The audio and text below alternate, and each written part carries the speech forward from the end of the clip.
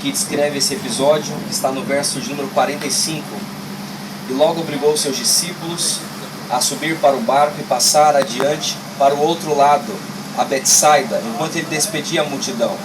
E tendo despedido, foi ao monte para orar, e sobreveio a tarde, estava o barco no meio do mar, e ele sozinho em terra. E vendo que se afadigavam a remar, porque o vento lhe era contrário, perto da 4ª vigília da noite, aproximou-se deles andando sobre o mar, e queria passar-lhes adiante. Mas quando eles ouviram andar sobre as águas, cuidaram que era um fantasma, e deram grandes gritos, porque todos ouviram e perturbaram-se.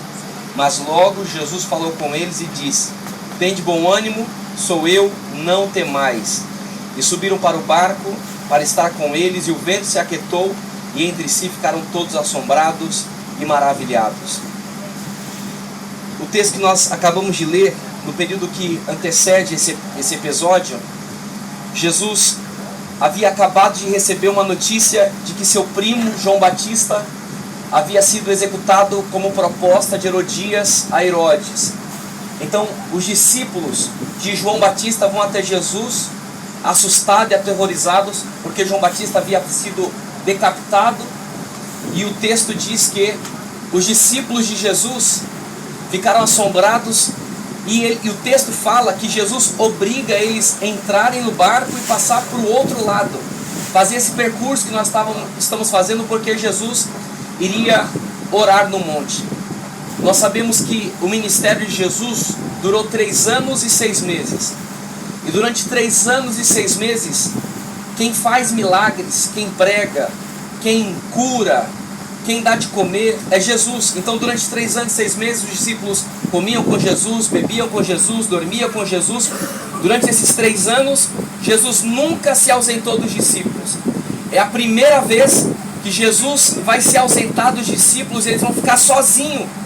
E eles começam a dizer: Jesus, nós não abrimos mão disso, você tem que estar com a gente. E Jesus obriga eles: entre no barco e passa para o outro lado.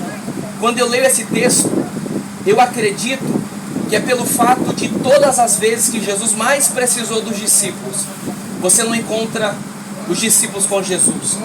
Todas as vezes que Jesus chamava os discípulos para orar, você encontra os discípulos dormindo, eles não oravam com Jesus. Você não encontra os discípulos jejuando.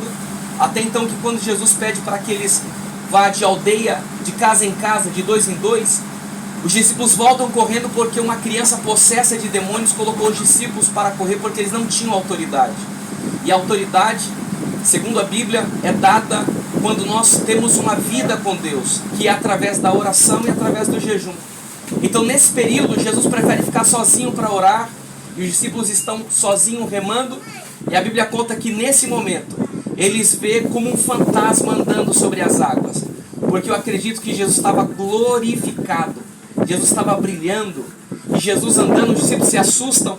Eu acredito que era nesse momento, e Jesus fala para eles: calma, sou eu, não tenham medo. Só que Jesus deu uma ordem para os discípulos: entrem no barco e passem para o outro lado, remando, peguem o remo e vá para o outro lado. Mas eles insistiram. Pedro insiste: se é o Senhor, eu quero ir até o Senhor, me faça ir até o Senhor. Se é o Senhor, eu quero andar sobre as águas como você está andando. Jesus diz: vem.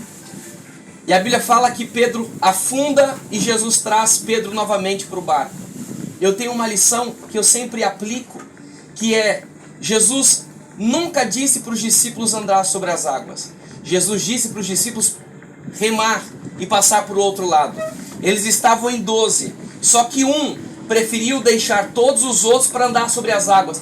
E por mais que Jesus disse: sou eu, pode vir, ele afundou, porque havia uma palavra. A palavra era: reme com todos, vocês cheguem do outro lado.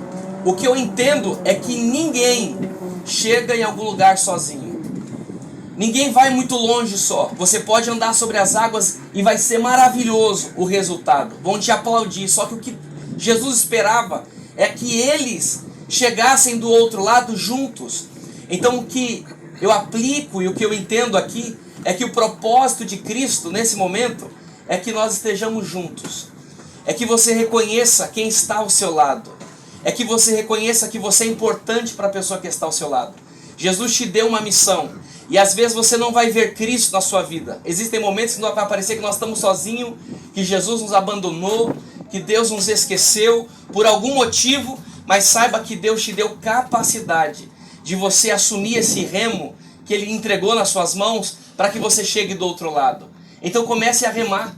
Você é o que está remando pela sua casa, pela sua empresa, pelos seus negócios. É você que Deus colocou para ser referência na sua família. É você quem Deus colocou para ser referência onde você está. Então nunca abandone o remo, porque sempre vai ter alguém esperando você voltar para dentro do barco. O barco é a sua casa, o barco é o seu ministério, o barco é o que Deus colocou nas suas mãos. Então assuma as suas responsabilidades. Não queira resolver tudo sozinho. Deus está comigo, eu vou andar sobre as águas.